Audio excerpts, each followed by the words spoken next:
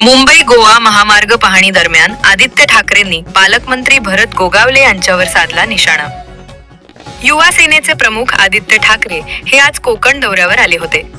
यावेळी त्यांनी नादुरुस्त असलेल्या मुंबई गोवा महामार्गाची पाहणी केली.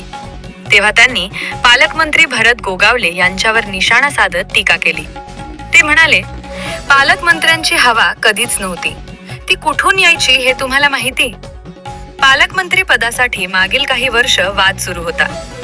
पालकमंत्री पदावरून भांडतात, गाडीवरून भांडतात, बंगल्यावरून भांडतात.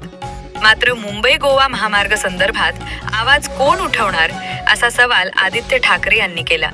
त्यांना मिळालंय, पण आता त्यांची हवाच काढली गेली, कारण 30% निधी आता पालकमंत्र्यांच्या अखत्यारीत हवा कधीच नव्हती. पण म्हणजे कुठून यायची ते तुम्हाला माहिती. पण महत्वाची गोष्ट ही आहे की आपण पाहिलं असेल, जे आता पालकमंत्री पदावर 2 भांडण चालू होतं, त्याच्या 4 वर्ष म्हणजे 2 वर्ष भांडण चालू होते.